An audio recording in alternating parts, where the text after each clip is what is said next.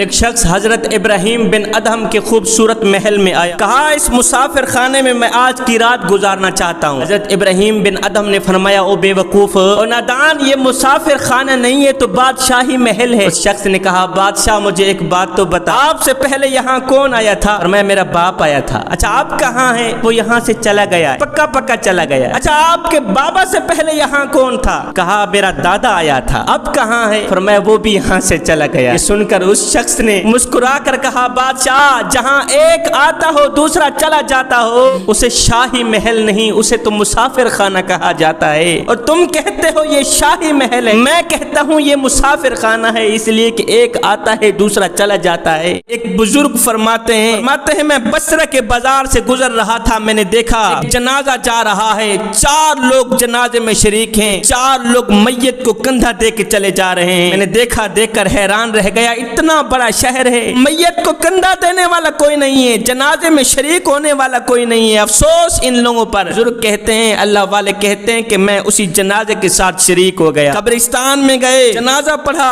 تدفین کی، تدفین کرنے کے بعد میں نے ان لوگوں سے پوچھا، میاں آخر کیا ماجرا ہے، لوگ جنازہ پڑھنے کیوں نہیں آئے، اس کو کندھا دینے کیوں نہیں آئے؟ ایک خاتون کی طرف اشارہ کرتے ہوئے لوگوں نے کہا کہ اس خاتون سے پوچھ لو۔ میں اس خاتون کے قریب گیا، خاتون نے دونوں ہاتھ اٹھائے، دعا کی، پہلے تو رونے لگی پھر ہنسنے لگی۔ میں نے ماجرا پوچھا، مائی آخر کیا وجہ ہے؟ 4 لوگ کندھا دینے والے ہیں، جنازہ پڑھنے والے ہیں، ان 4 کے علاوہ بھرے شہر میں اور کوئی تمہارا رشتہ دار نہیں ہے؟ اس خاتون نے کہا، بھائی یہ جو مرا ہے یہ میرا بیٹا ہے، بہت ہی گنہگار تھا، بدکار تھا، سیاکار تھا، دنیا میں کوئی ایسا گناہ نہیں تھا جو اس نے نہ کیا ہو، 3 ماہ سے یہ لگاتار بیمار چلا آ رہا ہے، ایک ہفتہ گزر جاتا تھا میرا بیٹا کچھ نہیں کھاتا تھا، حلق کے نیچے پانی نہیں جاتا تھا۔ میں کہتی ہوں بیٹے تو نے ساری زندگی غفلت میں گزار دی، گناہوں میں گزار دی، اللہ کو کیا منہ دکھائے گا؟ اللہ تعالیٰ تجھے بخشے گا؟ میرا بیٹا آگے جواب دیتا، ماں اللہ تعالیٰ اگر مجھے نہ بخشنے پہ آتا تو میرے پاس بیماری نہ بھیجتا، اللہ تعالیٰ نے میرے پاس بیماری بھیجی ہے تو میرے گناہوں کو جھاڑنے کے لیے، اللہ کی رحمت بڑی ہے میرے گناہ چھوٹے ہیں، ماں میں اپنے گناہوں کو مالک کی رحمت سے کم سمجھتا ہوں، میں اللہ کے کرم کو اپنے گناہوں سے زیادہ سمجھتا ہوں۔ خاتون نے کہا کہ ابھی پچھلی رات کی کہانی ہے، میرا بیٹا جب مرنے پہ آیا تو مجھے کہہ رہا ہے، ماں میں جب مر جاؤں میرے مرنے کے بعد کسی کو اطلاع نہ دینا، کوئی میرا جنازہ پڑھنے نہیں آئے گا، ہر بندہ خوشی منائے گا، اور میری ایک جو انگوٹھی ہے جس کے اوپر لا الہ الا اللہ محمد رسول اللہ لکھا ہوا ہے، مرنے کے بعد پہنا کر میری تدفین کرنا۔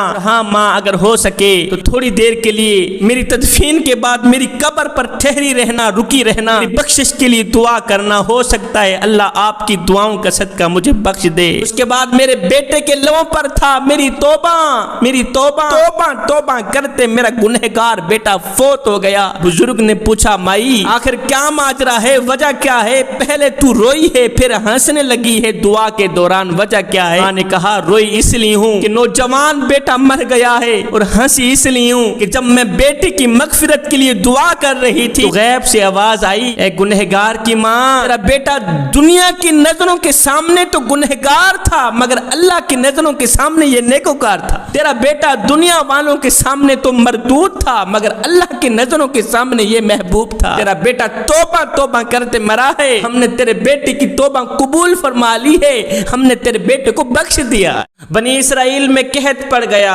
بارش نہیں برس رہی تھی، سبزہ نہیں اگ رہا، جانور بھوکے مر رہے ہیں، لوگ آئے حضرت سیدنا موسیٰ علیہ السلام کے پاس، عرض گزار ہوئے، اے اللہ کے نبی آپ اللہ سے دعا کریں اللہ تعالی رحمت کی بارش برسائے، کافی عرصہ بیت گیا ہے رحمت کی بارش نہیں آ رہی۔ اللہ کے نبی حضرت سیدنا موسیٰ علیہ السلام نے سب لوگوں کو اکٹھا کیا، اکٹھا کرنے کے بعد آپ نے فرمایا تم 2 رکعت نفل ادا کرو۔ نماز پڑھنے کے بعد اللہ کے نبی نے دونوں ہاتھ اٹھائے، عرض کی، او میرے کریم رب، او کرم کرنے والے، او رحم کرنے والے مالک، آپ بارش کو حکم دینا، سبزہ نہیں اگ رہا، جانور بھوکے مر رہے ہیں، لوگ پیاسے مر رہے ہیں۔ میرے اللہ نے فرمایا، موسیٰ بارش ایک وجہ سے نہیں آ رہی، مالک کون سی وجہ ہے؟ فرمایا، بنی اسرائیل میں سے ایک گنہگار شخص ہے جو مسلسل 40 سال سے میری نافرمانی کرتا چلا آ رہا ہے، 40 سال سے گناہوں پہ پہ گناہ کرتا چلا آ رہا ہے، اسی بدبخت کی وجہ سے، اسی کے گناہوں کی وجہ سے بارش نہیں برسا رہا۔ موسیٰ اگر وہ گنہگار، بدکار، سیاہکار، خطا کار 40 سال سے مسلسل میری نافرمانی کرنے والا شخص خود اپنے آپ کو ظاہر کر دے تو میں رحمت کی بارش برساؤں گا۔ اللہ کے نبی حضرت موسیٰ علیہ السلام نے تمام لوگوں کو اکٹھا کیا۔ اکٹھا کرنے کے بعد اللہ کے نبی نے فرمایا، لوگو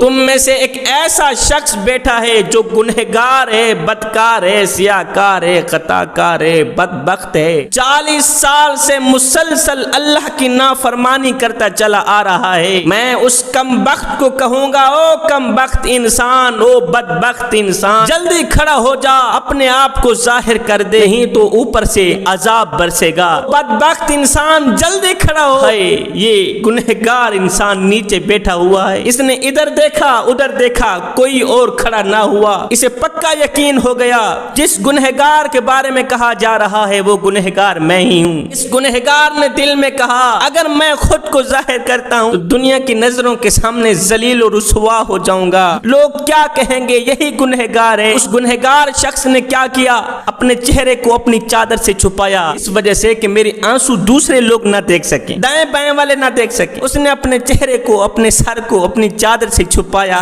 دونوں ہاتھ اٹھائے، عرض کی، او میرے کریم رب، میں 40 سال سے تیری نافرمانی کرتا رہا، تو مجھے مہلت دیتا رہا، میں پوری رات گناہ کرتا رہا، تو نے کسی کو نہیں بتایا کہ میری رات کیسے گزری، اور میرے کریم رب میں تو تیرے کرم کو اپنے گناہوں سے زیادہ سمجھتا رہا، تیری رحمت کو اپنے گناہوں سے زیادہ سمجھتا رہا۔ میں یہ سوچتا تھا کہ میرے گناہ کم ہیں، میرے رب کی رحمت زیادہ ہے۔ مالک آج جب سے میں سنا کہ میرے ہی گناہوں کی وجہ سے رحمت کی بارش نہیں برس رہی، مجھے یقین ہو گیا ہے مالک کہ میرے گناہ زیادہ ہو گئے ہیں، تیری رحمت کم پڑ گئی ہے۔ مالک اگر میرے گناہ زیادہ ہو گئے ہیں، تیری رحمت کم ہو گئی ہے تو مالک میں بیٹھا ہوں، مجھے غارت کر دے۔ اگر میرے گناہ کم ہیں، تیری رحمت زیادہ ہے تو میں تیرے کرم کے صدقے سے خیرات مانگتا ہوں، تو میری توبہ قبول فرما، میرے گناہوں کو معاف فرما، آج کے بعد میں کوئی گناہ نہیں کروں گا۔ مالک اپنی رحمت کے صدقے، اپنے کرم کے صدقے رحمت کی بارش برسا دے۔ اے جوانو، ابھی یہاں سے توبہ نکلی بعد میں تھی، یہاں سے نکلے آنسو زمین پر ابھی گئے نہیں تھے۔ اللہ کی رحمت کو جوش آیا، رب کی رحمت جوش میں آئی، اسی وقت بادل بھی بن گئے، بارش بھی چھم چھم برسنے لگی۔ موسیٰ علیہ السلام نے عرض کی، مالک ابھی تو گنہگار اٹھا ہی نہیں، اس کے ظاہر ہونے سے پہلے بارش کیسے برس گئی؟ میرے اللہ نے فرمایا، موسیٰ جس کی وجہ سے بارش نہیں آ رہی تھی، جس کی وجہ سے بارش رکی ہوئی تھی، اب اسی کی وجہ سے بارش برس رہی ہے۔ میرے یار کہ میرے ساتھ صلح ہو گئی ہے، میں صدقے جاؤں اپنے کریم رب پر، میں قربان جاؤں اپنے کریم رب پر۔ مہربانی اور سخاوت ایسی 40 سال کی نافرمانیوں کو 2 آنسوں سے دھو دیتا ہے۔ اللہ کے ایک نبی تھے جن کا نام حضرت عزیر علیہ السلام تھا۔ حضرت عزیر علیہ السلام اپنے گھر سے کافی دور کھیتی باڑی کیا کرتے تھے۔ ایک دن آپ اپنی کھیت کی دیکھ بھال کے بعد واپسی کی طرف آ رہے تھے، کڑکتی دھوپ ہے، تتی ریت ہے، گرمی کا موسم تھا۔ آپ نے سوچا کیوں نہیں تھوڑی دیر کے لیے یہاں کہیں بیٹھ جاتا ہوں، سکون کر لیتا ہوں۔ آپ نے دیکھا ایک کھنڈر سا مکان ہے، بہت ہی پرانا مکان ہے، آپ گدھے کے اوپر سوار ہیں، کھانے پینے کا ساز و سامان بھی آپ نے اٹھایا ہوا۔ آپ نے دیکھا ایک کھنڈر سا مکان ہے، کیوں نہ اسی کے اندر سو جاتا ہوں، تھوڑی دیر کے لیے سکون کر لیتا، شام کو یہاں سے اٹھ کر چلا جاؤ۔ اللہ کے نبی گدھے سے نیچے اترے، کھنڈر مکان کے اندر گئے، گدھا ایک سائڈ پہ باندھا۔ آپ نے چھت کے اوپر نظر دوڑائی، دیکھا کافی پرانی چھت تو قائم ہے لیکن اس مکان کے اندر زندگی گزارنے والے لوگوں کی ہڈیاں پڑی۔ آپ نے ایک ہڈی اٹھائی، سوچنے لگے، تعجب میں پڑ گئے کہ قیامت کے دن اللہ تعالیٰ کیسے اس ہڈی کے اوپر گوشت چڑھائے گا، کیسے اس کے اندر روح ڈالے گا، کاش کہ میں وہ منظر دیکھتا۔ حضرت عزیر علیہ السلام مستجاب الدعوات تھے، آپ کی ہر دعا قبول ہوتی، اللہ تعالیٰ نے اپنے نبی کی یہ دعا بھی قبول فرما۔ حضرت عزیر علیہ السلام اسی کھنڈر مکان کے اندر، پرانے مکان کے اندر لیٹے سوئے، فرشتہ آیا، اللہ کے نبی کی روح نکال کے چلا گیا۔ 100 سال تک اللہ کے نبی اسی کھنڈر مکان کے اندر پڑے رہے، سوئے رہے۔ 100 سال کے بعد میرے اللہ نے فرشتے کو حکم دیا، فرشتے جا میرے نبی کے اندر روح ڈال، اس کو وہ منظر دکھا کیا جو وہ چاہتا ہے۔ 100 سال بعد فرشتہ آیا روح لے کے، اللہ کے نبی اپنی آنکھوں سے دیکھ رہے ہیں کہ فرشتہ میرے اندر کس طرح روح ڈال رہا۔ 100 سال کے بعد فرشتے نے حضرت عزیر علیہ السلام کے اندر اندر روح ڈالی، حضرت عزیر علیہ السلام نے آنکھ کھولی، دیکھا وہ چھت نہیں، وہ دیواریں نہیں، وہ ہڈیاں بھی گل گئیں، سب کچھ ختم ہو گیا، وہ آبادی نہیں، وہ کھیتی باڑی نہیں، وہ ماحول نہیں، وہ ہوا نہیں۔ حضرت عزیر علیہ السلام کو فرشتے نے عرض کی، اے اللہ کے نبی، آپ کو اندازہ ہے کہ آپ کتنی دیر تک سوئیں؟ آپ نے اپنے وقت کے مطابق فرمایا ہوگا فرشتے 2-3 گھنٹے ہو گئے میں سویا۔ آپ 100 سال تک یہاں سوئے رہے ہیں، 100 سال کا عرصہ، آپ تو کہہ رہے ہیں میں 2-3 گھنٹے سویا ہوں، اور میں وہ کیسے؟ یہ میرا پانی پڑا ہوا ہے، پانی بھی اپنی جگہ پر قائم پڑا ہے، پانی کو کچھ نہیں ہوا۔ عجیب منظر دیکھا، کھانے پینے کا ساز و سامان ویسے کا ویسا پڑا ہوا ہے، کچھ بھی نہیں ہوا۔ فرشتے نے عرض کی، اے اللہ کے نبی، آپ ذرا اپنے گدھے کی طرف دیکھیں نا، آپ کا گدھا کہاں ہے؟ آپ نے دیکھا گدھا، اس کا موٹا تازہ بدن خاک میں مل گیا تھا، اس کی وہیں ہڈیاں پڑی ہیں، بوٹیاں اس کی سوکھ کر مٹی کے ساتھ مٹی ہو کر ہواؤں میں اڑ گئی، فضاؤں میں اڑ گئی۔ فرشتے نے عرض کیا، اے اللہ کے نبی، آپ کے اندر جو چاہت ہے نا، میں آپ کی چاہت پوری کرنے ہے۔ فرشتے نے حکم دیا، جاؤ جو ہواؤں میں اس گدھے کی بوٹیاں اڑی ہوئی ہیں، فضاؤں میں اڑی ہیں، سب کو اکٹھی کرو۔ چھوٹے چھوٹے ذرات سارے اکٹھے ہو گئے۔ عزیر علیہ السلام دیکھ رہے ہیں فرشتے نے کیا کیا، ایک ہڈی کو اٹھایا، دوسری ہڈی کے ساتھ جوڑا، تیسری ہڈی کو اٹھایا، چوتھی ہڈی کے ساتھ جوڑا۔ فرشتے نے گدھے کا ایک ڈھانچہ بنا دی، گوشت چڑھ گیا۔ فرشتے نے ایک پھونک ماری، وہ گدھا صحیح سلامت اٹھ کھڑا ہوا۔ جب گدھا اٹھ کھڑا ہوا تو فرشتہ یہ کہہ کر چلا گیا، اللہ کے نبی، آپ کا رب فرما رہا ہے ان ہڈیوں کو بھی میں اسی طرح زندہ کروں گا جس طرح تیرے گدھے کو زندہ کیا ہے۔ پھر شداد نے اپنے ہاتھوں سے جنت بنائی تھی، ملک کی جتنی بھی حسین و جمیل لڑکیاں تھی ساری کی ساری جمع کی، اس جنت میں چھوڑ دیں، اس سوچ کی بنیاد پر کہ یہ جنت کی حورین ہیں، یہ جنت کی حور و غلمان ہیں۔ آئے مکمل 10 سال تک یہ کافر شداد اس ارادے میں رہا، اس تمنا میں رہا، اس خواہش میں رہا کہ کب میں اپنی ان آنکھوں سے جنت کو دیکھوں گا۔ آئے جب خواہش و تمنا نے جوش مارا تو کافر شداد نے کیا کیا، اپنے ساتھ 200 غلاموں کو لے کر جنت کی طرف جا رہا ہے۔ میں اپنے ہاتھ سے بنائی گئی جنت کو آج دیکھوں گا ان آنکھوں سے۔ 10 سال سے ارادہ کرتا رہا، تمنا اور خواہش کرتا رہا کہ کب ان آنکھوں سے اپنے ہاتھ سے بنائی گئی جنت کو دیکھوں گا۔ آج جنت کو دیکھنے جا رہا ہے۔ جب جنت کے قریب پہنچا اس نے اپنے غلاموں کو جنت کے باہر چھوڑ دیا، کہا آج جنت میں اکیلا ہی جاؤں گا، کوئی میرے ساتھ نہیں جائے گا، اکیلا جا رہا ہے جنت کی طرف۔ جب جنت کے دروازے پر پہنچا دیکھا ایک اجنبی شخص کھڑا ہے۔ اجنبی شخص کو دیکھ کر کہنے لگا، اوے تو کون ہے؟ کہا چپ کر، تو مجھے نہیں جانتا، میں وہ ہوں جس کا نام لیتے ہی انسان کا بدن کانپنے لگ جاتا ہے، انسان کے چہرے پر پریشانیوں اور مصیبتوں کے آثار نمودار ہونے لگ جاتے ہیں، میں جس گھر میں ڈیرا ڈال دوں تو ماؤں کی گود خالی ہونے لگ جاتی ہے، بہنوں کا سہاگ چھن جاتا ہے، بیٹیوں کا فیوچر بظاہر تاریک نظر آنے لگ جاتا ہے۔ میاں مجھے ملک الموت کہتے ہیں، میں تیری روح نکالنے آیا ہوں۔ کہتا ہے کیا روح نکالنے آیا ہے؟ 10 سالوں سے میرا ارادہ، میرے اندر تمنا خواہش جوش مار رہی ہے کہ کب ان آنکھوں سے میں ہاتھ سے بنائی گئی جنت کو دیکھوں گا۔ اب جب جنت دیکھنے کے بعد یہی تو مجھے مارنے آ گیا ہے، میں نہیں مروں گا، آج ہر حال میں میں نے جنت دیکھنی ہی دیکھنی ہے۔ ہائے شداد کافر گھوڑے سے نیچے اترا، ایک پاؤں رکاب میں تھا، دوسرا پاؤں جنت کے دروازے میں تھا۔ حضرت ملک الموت نے اس کافر کی روح نکال لی۔ حضرت ملک الموت نے فرمایا یہ تو دنیا کی جنت ہے نا، ہاں تو دنیا میں جہنم بناتا تو ہو سکتا تھا جہنم کا نظارہ تجھے کرایا جاتا، یہ تو دنیا کی جنت ہے، وہ آخرت کی اصلی جنت تو جہاں رہ گئی، تو دنیا کی جھوٹی جنت میں بھی جانے کے قابل نہیں ہے، تو دنیا کی جھوٹی جنت میں بھی جانے کے لائق نہیں ہے۔ ایک بزرگ کہتے ہیں کہ میں کعبے کا طواف کر رہا تھا، میری نظر اچانک ایک خوبصورت عورت پر پڑی جس کو اللہ نے بڑے ہی حسن سے نواز رکھا تھا۔ میں نے سنا وہ کہہ رہی تھی، مالک تیرا لاکھ لاکھ شکر ہے، تو مجھے جس حال میں رکھے میں اسی حال پہ راضی ہوں۔ میں نے اس عورت کو دیکھا، کہنے لگا کتنی خوش قسمت ترین خاتون ہے جو شکر پہ شکر کرتی چلی جا رہی۔ میری اس آواز کو اس عورت نے سن لیا، سن کر کہا، بھائی میں خوش قسمت عورت نہیں ہوں، مجھے خوش خوش قسمت عورت مت کہو، میں دنیا کی سب سے بڑی دکھی اور بدقسمت ترین خاتون ہوں۔ میرے دل کو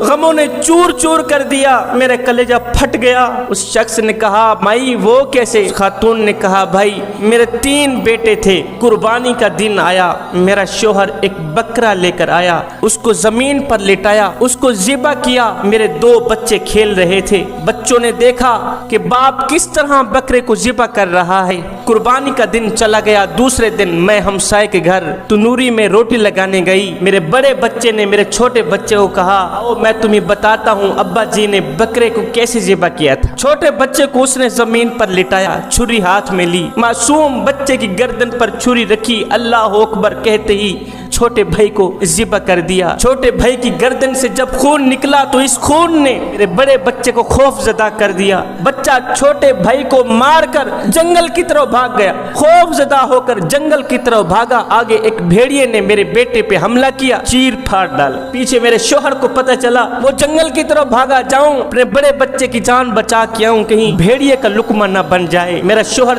3 دن مسلسل جنگل میں دوڑتا بھاگتا رہا، آخرکار اسے بچے کا سر ملا، بچے کی کچھ ہڈیاں ملی، بچے کو بھیڑیے نے چیر پھاڑ ڈالا تھا۔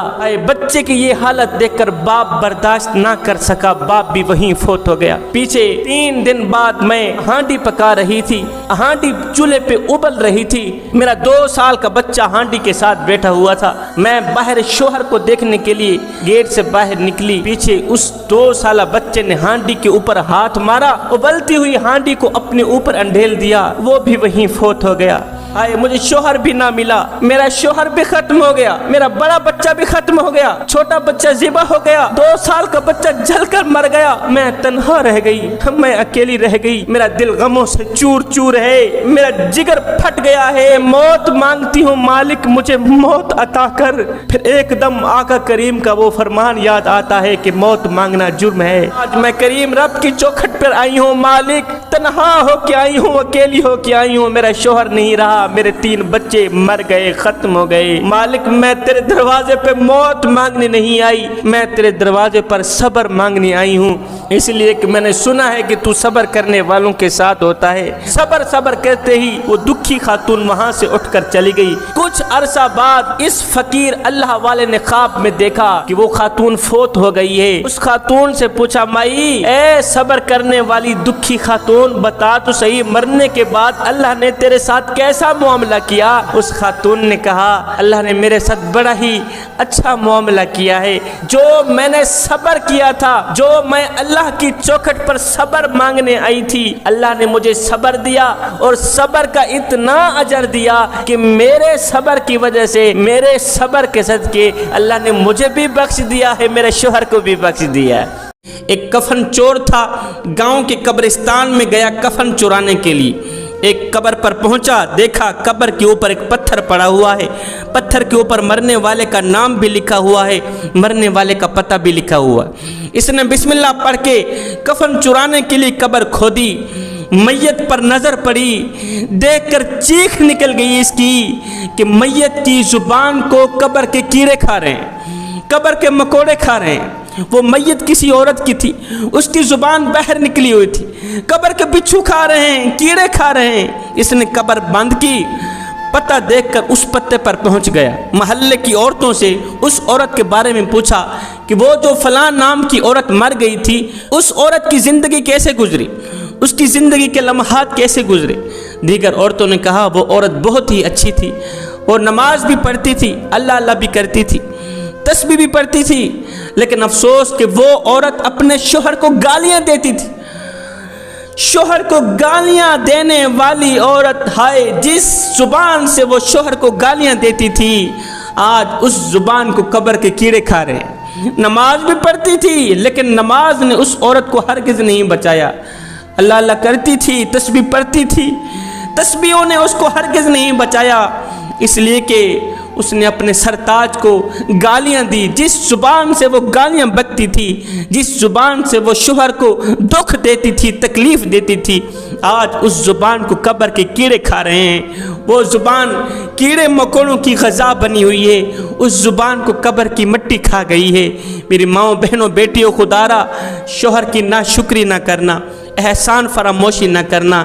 حضرت سیدنا ابراہیم علیہ السلام نے عرض کی، یا باری تعالیٰ آج تو مجھے دکھا کہ تم مردے زندہ کیسے کرتا ہے۔ مالک تو نے مجھے دل کی آنکھ سے تو دکھایا ہے، میں ظاہری آنکھ سے دیکھنا چاہتا ہوں کہ تم مردے زندہ کیسے کرتا ہے۔ میرے اللہ نے فرمایا، اے میرے خلیل اس طرح کر، 4 پرندوں کو پکڑ کر انہیں ذبح کر، ذبح کرنے کے بعد ان کے جو 4 سر ہوں گے وہ اپنی ہتھیلی پہ رکھنا، اپنے ہاتھ پہ رکھنا، اور ان کے جو دھڑ ہوں گے ان کی بوٹی بوٹی کر کے، قیمہ کر کے، کچھ ہواؤں میں اڑا دینا، کچھ فضاؤں میں اڑا دینا، کچھ پانی میں تیرا دینا۔ پھر 4 سر اپنی ہتھیلی پہ، اپنے ہاتھ پہ رکھ کے اللہ اکبر کی صدا لگانا۔ پھر دیکھنا کہ وہ 4 سر جو ہوں گے مردہ کیے گئے پرندے زندہ ہو کر اڑ جائیں گے۔ حضرت سیدنا ابراہیم علیہ السلام نے ایسا ہی کیا، 4 پرندوں کو پکڑا، انہیں زمین پر لٹایا، ان کی گردن پر چھری رکھی، ان 4 کو ذبح کیا، ان کا قیمہ بنا کر کچھ ہواؤں میں اڑا دیا، فضاؤں میں اڑا دیا، کچھ پانی میں تیرا دیا۔ ان 4 پرندوں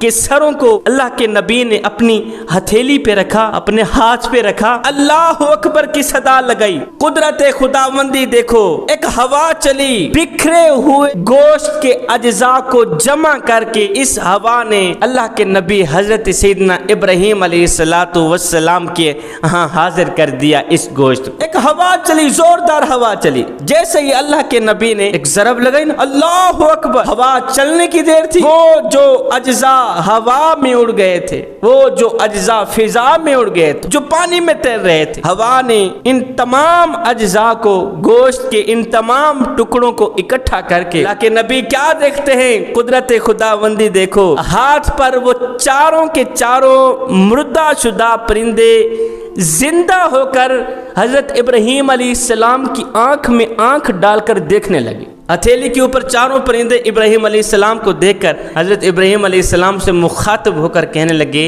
اے اللہ کے نبی، آپ ہم سے کیا چاہتے تھے؟ آخر آپ نے ہمیں ذبح کیوں کیا؟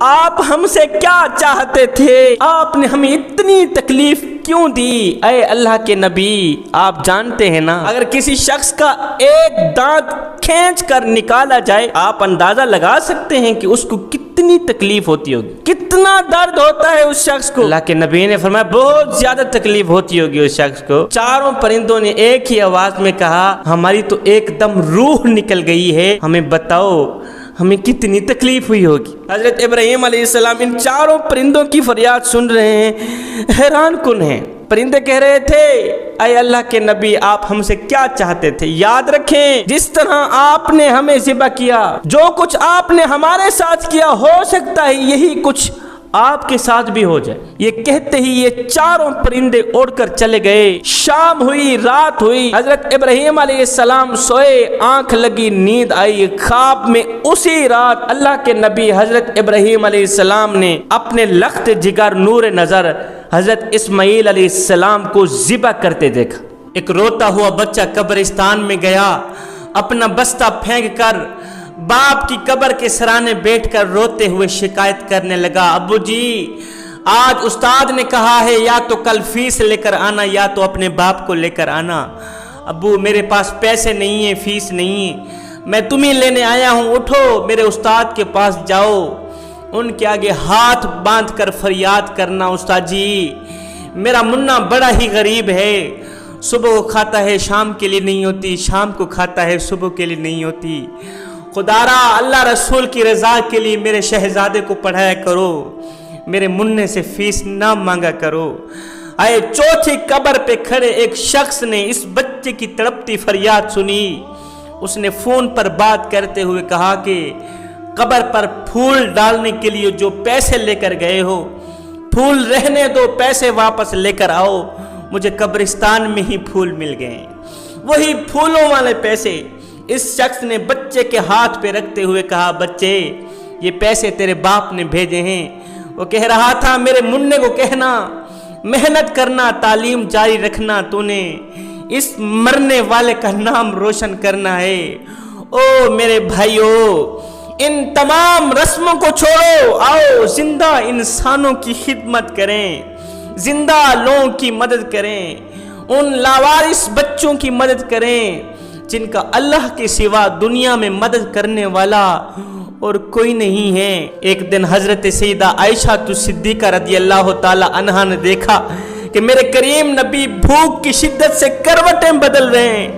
آئے 3 دن سے میرے کریم نبی نے ایک لقمہ بھی نہیں کھایا، بھوک کی شدت ہے، کبھی اس طرف کروٹ بدلتے ہیں، کبھی اس طرف کروٹ بدلتے ہیں۔ حضرت عائشہ صدیقہ رضی اللہ تعالی عنہا نے میرے کریم نبی کو اس حالت میں دیکھا، تڑپ کر کہنے لگی، آقا، او میرے کریم نبی، آپ کے ایک اشارے پر ہر چیز حاضر ہونے کو تیار ہے، آپ ایک اشارہ کریں جنت سے کھانے اترنے کو تیار ہیں۔ آقا، آپ نے پیٹ پر پتھر باندھے ہوئے ہیں، آپ کے ایک اشارے سے جنت سے کھانے اترنے کو تیار ہیں۔ آقا، پھر اتنی مشقتیں کیوں کاٹ رہے ہیں، اتنی پریشانیاں کیوں جھیل رہے ہیں، پیٹ پر پتھر کیوں باندھے ہوئے ہیں؟ عائشہ صدیقہ کی بات سن کر میرے کریم نبی رو کر فرمانے لگے، عائشہ، محمد خود کھانے نہیں آیا، محمد تو دوسروں کو کھلانے آیا۔ عائشہ، محمد خود پینے نہیں آیا، محمد تو دوسروں کو پلانے آیا ہے۔ محمد خود جینے نہیں آیا، محمد تو دوسروں کے لیے جینے آیا ہے۔ آئے کتنے کریم نبی تھے ہمارے، خود بھوکے رہ کر دوسروں کو کھلایا کرتے تھے، خود پیاسے رہ کر دوسروں کو ٹھنڈا پانی پلایا کرتے تھے، پیٹ پر پتھر بندھے ہوئے ہیں، 3 دن سے کچھ نہیں کھایا، دروازے پر آنے والے کسی سائل کو، ضرورت مند کو، بھوکے کو خالی ہاتھ واپس نہیں جانے دیا۔ اور نادانو، ہم اس نبی کے امتی ہیں۔ آج ہمارے پاس پیسہ بھی ہے، دولت بھی ہے، زمین بھی ہے، جائیداد بھی ہے، ایک سال کی ہم نے گندم جمع کر رکھی ہے، اناج جمع کر رکھا ہے، پھر بھی سکون نہیں ہے، پھر بھی قرار نہیں ہے، دل بے چینی کا سبب بنا ہوا ہے، دل بے اطمینانی کا شکار ہوا پڑا ہے، سکون نہیں ہے۔ کس وجہ سے؟ وجہ صرف یہی ہے کہ ہم وقت پر زکوٰۃ نہیں دیتے، ہم وقت پر عشر نہیں دیتا ہے۔ کاش کہ ہم وقت پر زکوٰۃ عشر دیتے، اللہ کے نام پر یتیموں مسکینوں کو کچھ دیتے، غریبوں کی خدمت کرتے، آج معاشرے میں کوئی بھی غریب نہ ہوتا۔ حضرت بہلول دانا کے پاس ایک تاجر آیا، بڑے ہی ادب و احترام سے عرض کرنے لگا، حضور میرے لیے کون سی تجارت فائدہ مند رہے گی؟ آپ نے فرمایا کوئی عمدہ سا کفن خرید لو۔ اس شخص نے عمدہ سا کفن خرید لیا۔ کچھ دن بعد اسی شہر سے ایک امیر ترین آدمی کا انتقال ہو گیا، ایک نامی گرامی آدمی فوت ہو گیا۔ اب اہل شہر کو عمدہ سے کفن کی ضرورت پڑی۔ اس شخص نے منہ مانگی قیمت وصول کی، کفن بیچ دیا، دن ہی دن میں امیر بن گیا۔ کچھ دن بعد، کچھ عرصہ بعد، یہی تاجر گھوڑے پر سوار کہیں جا رہا تھا، فخر تکبر اس کے اندر کوٹ کوٹ کے بھر گیا تھا، ہاتھ میں پیسہ آ گیا تھا۔ کچھ عرصہ بعد یہی تاجر گھوڑے کے اوپر سوار کہیں جا رہا تھا، اس کی نظر حضرت بہلول دانا پر پڑی۔ حضرت بہلول دانا مٹی کے ساتھ کھیل رہے تھے، گھوڑے کے اوپر سوار ہے، اب گھوڑے کے اوپر بیٹھا رہا، کہنے لگا، تکبر سے کہنے لگا، ارے او مجنو، ارے او دیوانے، بتا اب کی بار کون سی تجارت کروں؟ حضرت بہلول دانا نے جب اس کا لہجہ دیکھا، حضرت بہلول دانا نے اس کے اندر چھپے تکبر کو دیکھا، آپ نے فرمایا اب کی بار تربوز خرید لو۔ اس کے پاس جتنے پیسے تھے سب پیسوں سے اس نے تربوز خرید لی۔ ایک ہفتے تک کوئی بھی گاہک نہ آیا، ایک ہفتے تک کوئی بھی سوداگر اس کے تربوز خریدنے نہ آئے۔ ہفتے بعد یہ تمام تربوز خراب ہو گئے، بیکار ہو گئے، پائی پائی کا محتاج بن گیا، بے کسی کے عالم میں یہ کہیں جا رہا تھا۔ اس کا سامنا حضرت بہلول دانا سے ہوا، کہنے لگا، حضرت میں نے آپ کا کیا بگاڑا تھا؟ آپ نے میرے ساتھ یہ سب کچھ کیوں کیا؟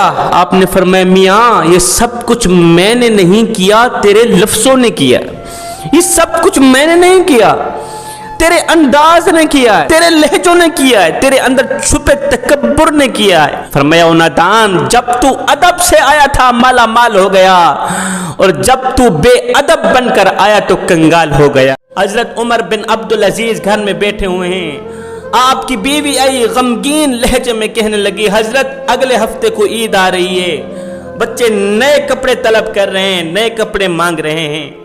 حضرت عمر بن عبدالعزیز نے اپنا سر جھکایا، اپنی بیوی کو کہا، اے خاتون تو جانتی ہے مجھے 1 ماہ بعد 200 درہم ملتے ہیں، جس سے گھر کے اخراجات بڑی مشکل سے پوری کرتا ہوں، مجھے بتاؤ نئے کپڑے لینے کے لیے پیسے کہاں سے لے کر آؤں؟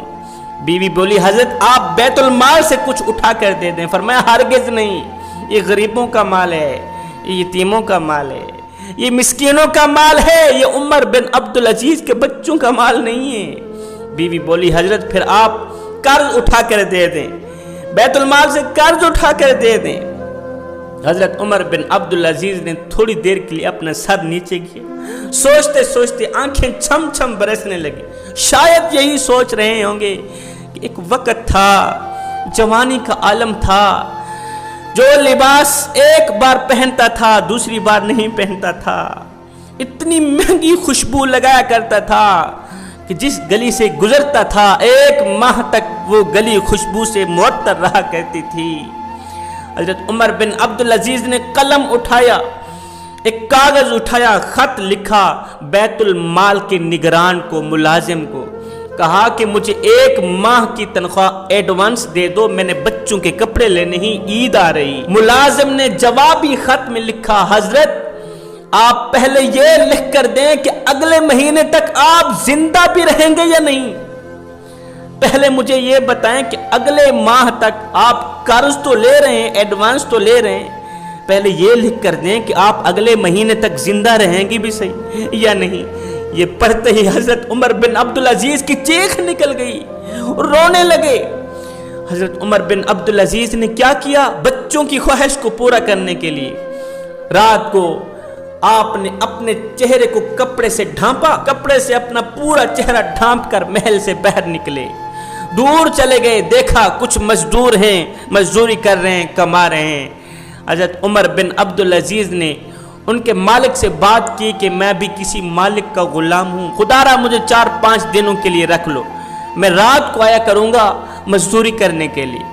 ہائے، ساری زندگی پھول اٹھانے والا شخص آج پتھر اٹھا رہا ہے، پتھر کوٹ رہا ہے، اینٹیں اٹھا رہا ہے، ہاتھوں کے اوپر چھالے پڑ گئے ہیں، جسم کمزور ہو گیا ہے، ہاتھوں پر چھالے پڑ گئے ہیں، مگر سنو، غریبوں کا مال کھانا گوارا نہیں کیا، یتیموں کا مال بیت المال سے اٹھا کر ہڑپ کرنا گوارا نہیں کیا۔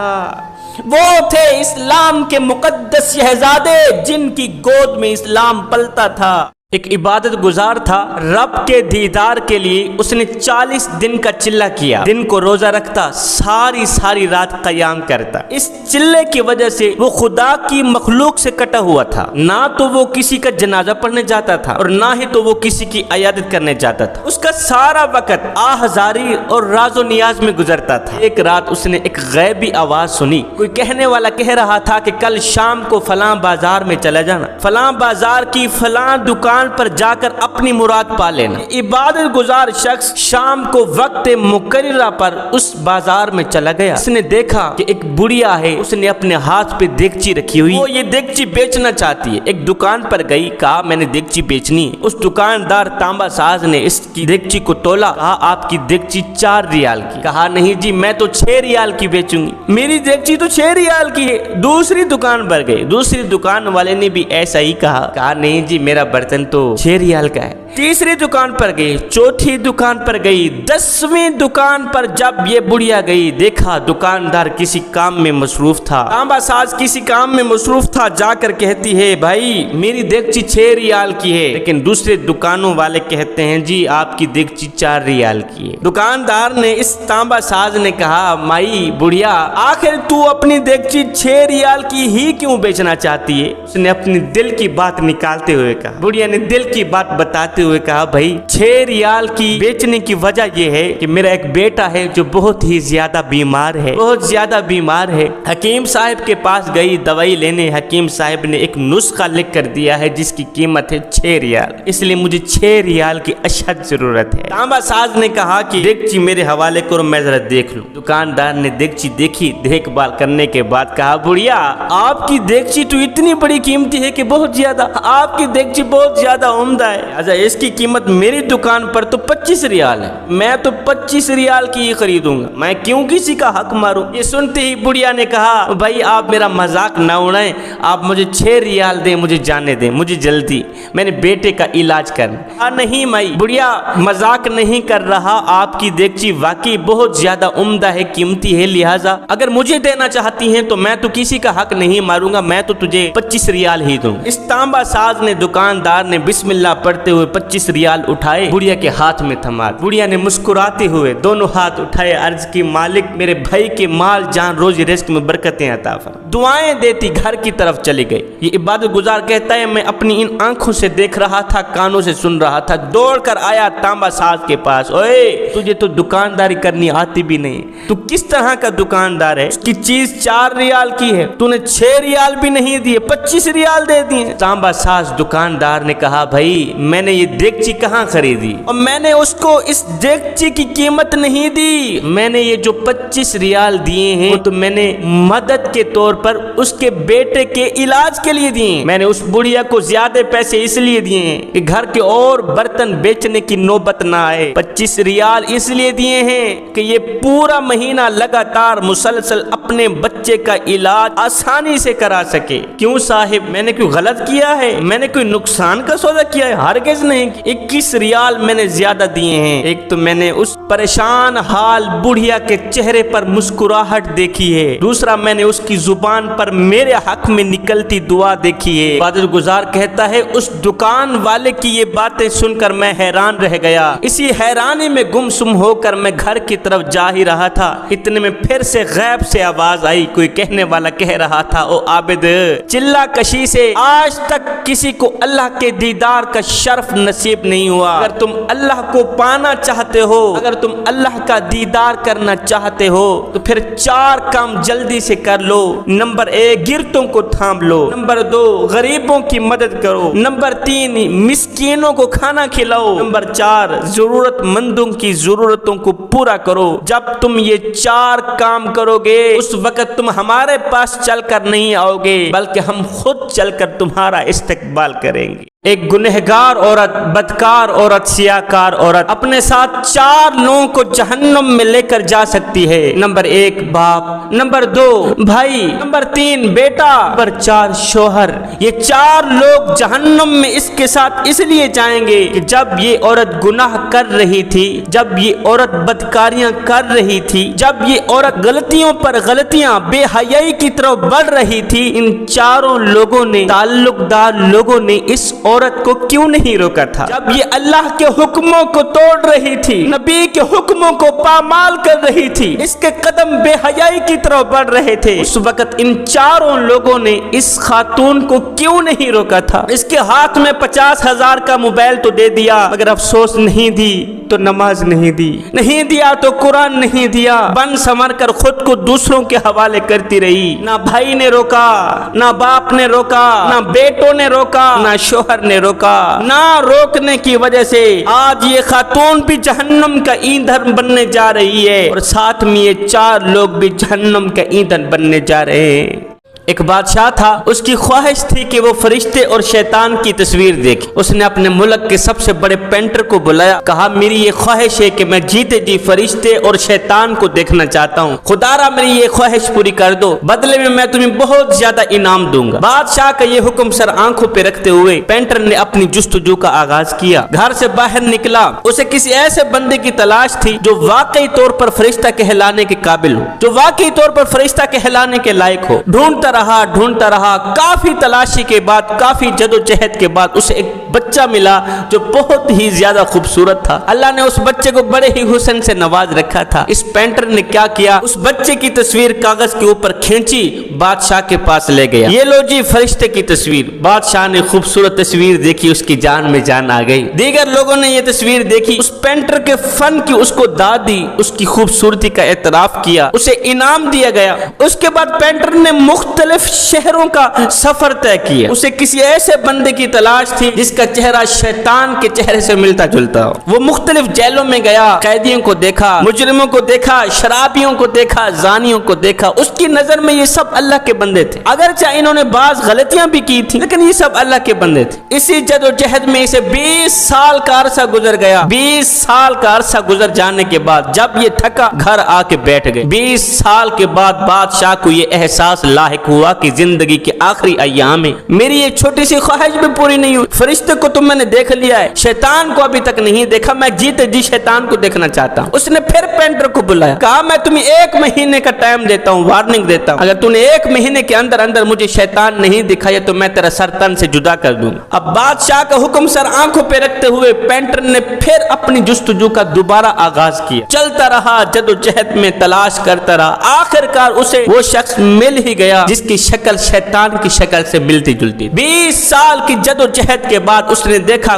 کوڑا کرکٹ ہے, گندگی کا ڈھیر پڑا ہوا ہے. اس کے اوپر ایک شخص نوجوان ہے جس کی 20 سال 21 سال عمر لگتی ہے, بیٹھا ہوا ہے. گندی شکل ہے, گندے بال, گندا چہرہ, گندگی کے اوپر پڑا ہوا ہے. 20 سال تک اس نے اس طرح کا بندہ نہیں دیکھا تھا. اسے دیکھ کر یہ احساس ہوا, اندازہ ہوا کہ شاید اس کی شکل شیطان کی شکل سے ملتی جلتی ہے. اس پینٹر نے اس کو کہا, میاں میری زندگی موت کا مسئلہ ہے. اگر میں نے بادشاہ کی خواہش پوری نہیں کی تو بادشاہ میرا سر تن سے جدا کر دے گا. میں تجھے بدلے میں پیسے دیتا ہوں. تیری شکل دیکھ کے میں نے فرشتے کی تصویر تخلیق کرنی, فرشتے کی تصویر بنانی. اس نے اجازت دے دی. اس نوجوان نے پیسے لے لی. اب یہ پینٹر اس نوجوان کو دیکھ کر شیطان کی تصویر بنا رہا تھا. تصویر بناتے وقت اس پینٹر نے دیکھا کہ وہ نوجوان رو رہا. اس پینٹر نے اس نوجوان کے رونے کی وجہ پوچھی. اس نوجوان نے چیخ کر کہا, میاں میں وہی بچہ ہوں جس کو دیکھ کر 20 سال پہلے تو نے فرشتے کی تصویر بنائی تھی. 20 سال پہلے جس بچے کا حسن دیکھ کر, جس بچے کے نین نقش دیکھ کر تو نے فرشتے کا روپ دیا تھا. ہائے میرے اعمالوں نے مجھے شیطان بنا دیا, میرے کردار نے مجھے شیطان بنا دیا, میرے کرتوتوں نے مجھے شیطان بنا. کاش کہ میں برے اعمال نہ کرتا,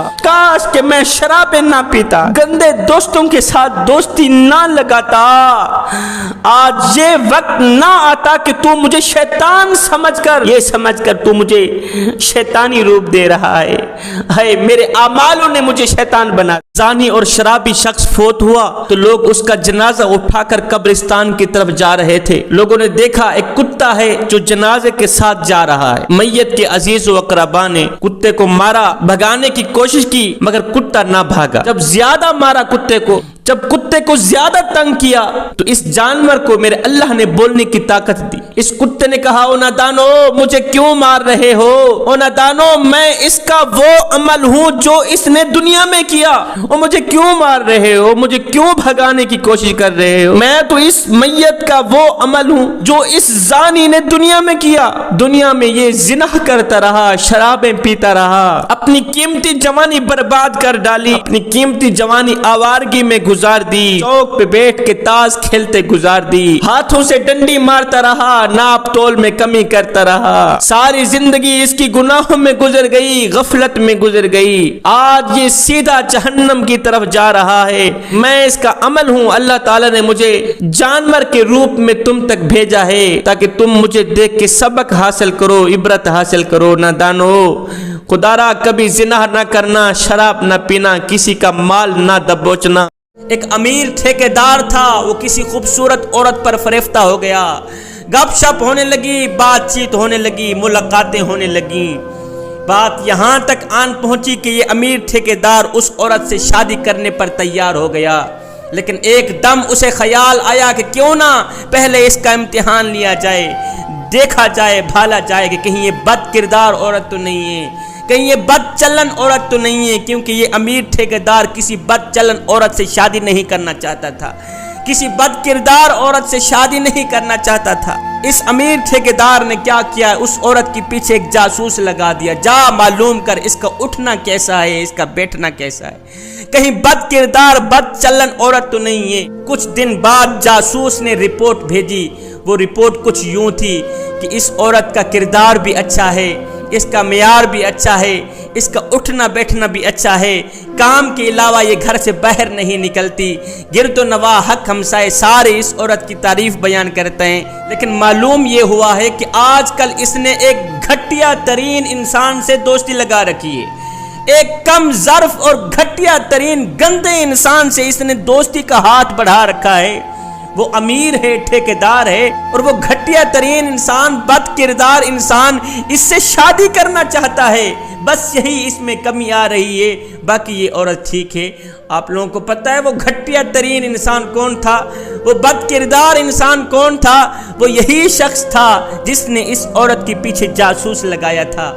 آج کا انسان دوسروں کے عیبوں پر تو نظر ڈالتا ہے، لیکن اپنے گریبان میں جھانک کر کے نہیں دیکھتا کہ میرے اندر بھی کوئی عیب ہے یا نہیں، میرے اندر بھی کوئی خامیاں ہیں یا نہیں۔ بغداد شریف میں ایک نیک خاتون رہا کرتی تھی، اسی بغداد میں ایک کفن چور بھی رہا کرتا تھا۔ یہ کفن چور جو تھا، جو بھی بغداد میں مرتا یہ جنازے میں شرکت کرتا، جاتا قبر کو دیکھتا، پھر رات کے دوسرے پہر جا کر قبر کھود کے کفن چراتا۔ اس نیک مئی کی موت کا دن آ گیا، روح نکل گئی، اللہ کی نیک بندی فوت ہو گئی۔ اللہ کی اس نیک بندی کے جنازے میں علماء نے شرکت کی، اللہ کے نیک بندوں نے شرکت کی۔ اس کفن چور نے بھی اس مئی کا جنازہ پڑھا۔ جب رات کا دوسرا پہر آیا، یہ کفن چور قبرستان میں آیا، جاؤں کفن چرا کے آؤں۔ اس نے قبر کھودی، قبر کھودنے کے بعد جب اس نے اپنا ہاتھ قبر کے اندر ڈالا، قبل اس کے کہ یہ شخص کفن کو پکڑتا، اس نیک خاتون نے اس چور کا ہاتھ پکڑ لیا۔ چور کا ہاتھ پکڑ کر کہنے لگی، واہ میرے کریم رب،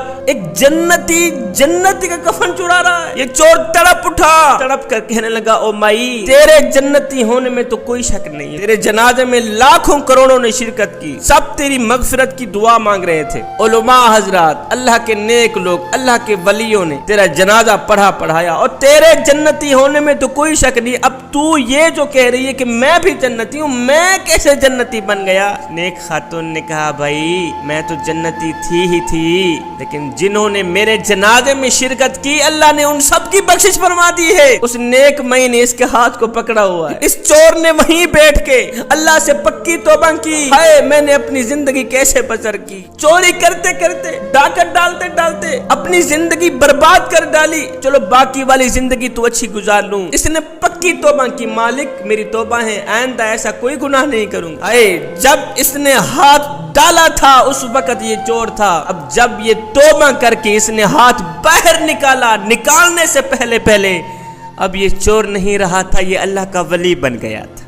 ایک بوڑھا روتا ہوا عدالت میں آیا، کہا قاضی صاحب میرا بیٹا مجھے خرچ نہیں دیتا، اسے عدالت میں بلایا جائے، اسے کہو نادان چلو 6 مہینے بعد ہی صحیح کچھ نہ کچھ تو اپنے باپ کو دینے آ گیا کر۔ قاضی صاحب نے بیٹے کے خلاف باپ کا مقدمہ درج کیا، بیٹے کو عدالت میں بلایا، نوجوان بیٹے کو کہا، نوجوان تیرے باپ نے تیرے خلاف مقدمہ درج کیا ہے کہ تو باپ کو خرچ نہیں دیتا۔ یہ سن کر اس نوجوان بیٹے نے حیرت سے کہا کہ میرے ابو مجھ سے خرچ کیوں مانگ رہے ہیں، جبکہ وہ خود دولت مند ہیں، میرے ابو خود امیر ہیں، دولت مند ہیں، جائیداد والے ہیں، پیسوں والے ہیں، میرے ابو کو میرے پیسوں کی کیا ضرورت، میری ہیلپ کی، میری مدد کی کیا ضرورت ہے؟ باپ نے کہا قاضی صاحب اگر اس کو صرف 1 دینار ادا کرنے کا حکم بھی دے دیں تو بھی میں خوش ہوں، 1 دینار ماہانہ ادا کرنے کا حکم دے دیتے تو بھی میں خوش ہوں، بشرطے کہ وہ 1 دینار اپنے ہاتھوں سے ہر ماہ میں بغیر کسی انتظار کے مجھے میرے گھر میں دینے آئے گا، میں خوش ہوں۔ قاضی صاحب نے بالکل ویسے ہی فیصلہ کیا جیسے باپ چاہتا تھا۔ نوجوان بیٹا عدالت سے نکل گیا، پیچھے اس قاضی نے اس بوڑھے باپ سے پوچھا، بابا جی جب آپ ہیں بھی امیر، اتنے بڑے امیر ہیں، پھر تھوڑی سی رقم وصول کرنے کا مطالبہ کیوں کیا ہے؟ تھوڑی سی رقم لینے کے لیے تو نے بیٹے کے خلاف اتنا بڑا مقدمہ مقدمہ درج کیوں کرایا ہے، آخر وجہ کیا ہے؟ یہ سنتے ہی باپ کی آنکھیں چھم چھم برسنے لگیں۔ بوڑھے باپ نے روتے ہوئے وجہ بیان کی، کہا قاضی صاحب میں اپنے بیٹے کو دیکھنے کے لیے ترس رہا ہوں، اس کو اس کے کاموں نے اتنا مصروف کر رکھا ہے، اتنا الجھا رکھا ہے کہ آج 10 سال کا عرصہ گزر گیا ہے، میں نے اپنے بیٹے کا چہرہ تک نہیں دیکھا، اور یہ نادان نہیں جانتا کہ میرا باپ میرے بغیر کس طرح کی زندگی گزار رہا ہے، میرا ایک ایک پل تڑپتا ہوا گزرتا ہے قاضی صاحب، میرا دل ہر وقت اس کو دیکھنے کے لیے تڑپتا رہتا ہے۔ جب 10 سال کا عرصہ بیت گیا، میں اپنے بیٹے کو بلاتا تھا، بیٹا آؤ دیدار تو کرا کے جاؤ، میرا بیٹا میری بات سننا گوارا نہیں کرتا تھا، میری کال اٹھانا گوارا نہیں کرتا تھا۔ جب میرے بیٹے نے کال اٹھانا گوارا نہ کی تو پھر میرے ذہن میں ایک ترکیب آئی کہ کیوں نہ بیٹے کے خلاف کوئی مقدمہ درج کرایا جائے۔ جب عدالت آواز دے گی تو مصروفیات کے باوجود بھی میرے بیٹے کو عدالت میں آنا پڑے گا، اسی بہانے اپنے بیٹے کی آواز بھی سن لوں گا، اپنے بیٹے کا رج رج کے دیدار بھی کر لوں گا۔ قاضی صاحب اور تو مجھے کسی چیز کی ضرورت نہیں، نہ تو ایک دینار کی ضرورت ہے، نہ تو مجھے پیسوں کی ضرورت ہے، مجھے تو بس اپنے بیٹے کا دیدار چاہیے، میری آنکھیں بیٹے کو دیکھنے کے لیے ترس رہی ہیں۔ خوش قسمت ہیں وہ لوگ جو اپنے بوڑھے والدین کو وقت دیتے ہیں، اس سے پہلے کہ وقت گزر جائے کاش کہ میری بات تیرے دل میں اتر جائے۔ میرا اللہ فرماتا ہے اپنے والدین کو دکھ دے کر مجھ سے اپنی خوشی کے لیے دعا مت کرنا، اور اپنے والدین کو خوشی دے کر اپنے دکھوں کی پرواہ مت کرنا۔ وہ ایک بدصورت شخص تھا، اس کی بیوی بڑی ہی حسین و جمیل تھی، اس عورت کے حسن و جمال پر دنیا تعجب کیا کرتی تھی۔ ایک دن یہ بدصورت شخص میرے کریم نبی کی خدمت میں حاضر ہوا تو میرے کریم نبی نے پوچھ لیا، او میاں تجھے دیکھ کر تیری بیوی کیا محسوس کرتی ہے؟ تیری بیوی تیرے ساتھ کیسا معاملہ کرتی ہے، کیسا سلوک کرتی ہے، کیسا برتاؤ کرتی ہے؟ اس بدصورت شخص نے کہا، آقا میری بیوی بڑی ہی اچھی بیوی ہے، بڑی ہی نیک ہے، وہ میری عزت کرتی ہے، ادب کرتی ہے، احترام کرتی ہے، جب میں گھر میں داخل ہوتا ہوں 100 بار بسم اللہ پڑھتی ہے، میرا استقبال کرتی ہے، اپنے حسن پہ ناز نہیں کرتی، اپنی جوانی پہ ناز نہیں کرتی، کہا بس وہ میری خدمت میں ہی لگی رہتی ہے، کبھی میرے کپڑے دھو رہی ہے، کبھی میرا جوتا پالش کر رہی ہے، کبھی میرے لیے کھانا تیار کر رہی ہے، کبھی کیا کر رہی ہے، بس میری نوکری میں ہی لگی رہتی ہے۔ وہ کہتی ہے، او میرے سرتاج تو میرا مالک، میں تیری نوکرانی، تو میرا بادشاہ، میں تیری بادشاہ زادی۔ میرے کریم نبی نے جب اس عورت کی تعریف سنی، بدصورت شوہر کے منہ سے خوبصورت عورت کی تعریف سنی، میرے کریم نبی بہت ہی خوش ہوئے۔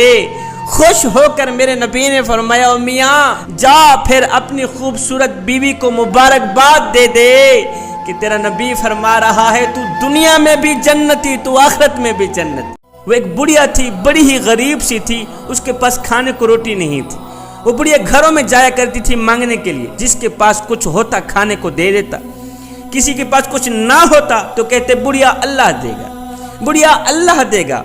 کچھ عرصہ گزرا، بڑھیا کا انتقال ہوا، بڑھیا کے مرنے کے بعد کسی نے بڑھیا کو خواب میں دیکھا، پوچھا اللہ نے تیرے ساتھ کیا معاملہ کیا؟ بڑھیا نے کہا، جب میں اللہ کے روبرو حاضر ہوئی، جب میرے اللہ نے مجھ سے پوچھا، اے بڑھیا میرے لیے کیا لے کر آئی ہو، تو میں نے رو کر کہا، تڑپ کر کہا، او میرے کریم رب تو جانتا ہے ساری زندگی در در دھکے کھاتی رہی، ساری زندگی در در کی ٹھوکریں کھاتی رہی، جس طرف بھی مانگنے کو ہاتھ پھیلاتی آگے جواب ملتا اللہ دے گا، اللہ دے گا۔ مالک میں تو ساری زندگی یہی سنتی چلی آ رہی ہوں کہ اللہ دے گا، آج جب مانگنے کا دن آیا، آج جب اللہ سے کچھ لینے کا وقت آیا تو میرا اللہ کہہ رہا ہے کیا لے کر آئی ہو؟ مالک میں دینے نہیں آئی، آج تو میں کچھ لینے آئی ہوں۔ یہی بات میرے اللہ کو اتنی پسند آئی کہ اللہ تعالیٰ نے بغیر حساب و کتاب کے میری مغفرت فرما دی۔ 24 لاکھ مربع میل کا شہنشاہ حضرت سیدنا عمر فاروق رضی اللہ تعالی عنہ کے پاس ایک بابا اپنے بیٹے کو لے کر آیا، رو کر کہا، اے عمر میرے بیٹے کو دیکھا ہے، اس نے آج ظلم کی انتہا کر دی، ایک سوٹا میرے سر پہ مارا ہے اور ایک سوٹا بڑی ماں کی کمر پہ مارا، بڑی ماں کی کمر ٹوٹ گئی ہے، وہ بیچاری 4 پائی پہ پڑی ہے، ہل نہیں سکتی، میں औखा सोखा होके इसको आप तक लेके आया हूँ, मेरा इंसाफ तो कीजिए। इस बदबख्त को बताएं कि वालिदैन के हुकूक क्या होते हैं। इस नादान को बताया जाए, वो नादान पूरे वालिदैन को मारता है। हजरत उमर फारूक रज़ी अल्लाह ताला अन्हु ने उस नौजवान की तरफ देखा, कहा ओ बदबख्त अपने बाप को मारता है, अपनी माँ को मारता है। उस नौजवान ने कहा हजरत आप मुझे जरूर सजा दें, मेरा एक सवाल है, पहले मुझे उसका जवाब चाहिए। कहा मुझे बताया जाए कि जब बेटा 9 साल का हो जाए, जब बेटे की उम्र 9 साल की हो जाए तो वालिदैन को क्या करना चाहिए। हजरत उमर फारूक रज़ी अल्लाह ताला अन्हु ने फरमाया कि माँ बाप को चाहिए बेटे को मदरसे में भेजें, बेटे को कुरान मजीद की तालीम दें, कुरान सिखाएं, दीन सिखाएं, बेटे को कलिमा पढ़ाया जाए, बेटे को वालिदैन के हुकूक बताया जाए। उस नौजवान ने कहा हजरत मेरे बाप का हाल ये है, ये जो शिकायत लेकर आया है इसका हाल ये, जब मेरी उम्र 9 साल की थी, बजाय मुझे मदरसे में भेजने के इसने मुझे ऊंटों के साथ भेज दिया। हुजूर इसने मुझे ऊंट चराने पर लगा दिया। आज मेरी उम्र 29 साल की हो गई। 20 सालों का मेरे पास तजर्बा है कि जब 2 ऊंट लड़ रहे हों तो एक सोटा उसकी कमर पे मारता हूँ, एक सोटा उसके सर पे मारता हूँ, वो दोनों छूट जाते हैं। हुजूर आज मैं घर आया, मेरी बूढ़ी माँ मेरा बूढ़ा बाप आपस में लड़ रहे थे, मैंने वही सोटा एक उसके सर पे मारा, एक उसके सर पे मारा, वो दोनों छूट गए। आका बताओ मेरा कसूर क्या है। हजरत उमर फारूक रज़ी अल्लाह ताला अन्हु ने उस नौजवान की बात सुनी। सुनने के बाद उसके बाप से मुखातिब होकर हजरत उमर ने फरमाया ओ बाप, बाबा जी तेरे बेटे का कसूर भी है, इसको सजा मिलेगी ही मिलेगी, लेकिन बेटे के कसूर से पहले पहले तेरा कसूर है। बाबा जी ने कहा वो किस तरह। हजरत उमर ने फरमाया अपने बेटे को कुरान सिखाता, इसको माँ की इज्जत का भी पता होता, इसको बाप की इज्जत का भी पता हो।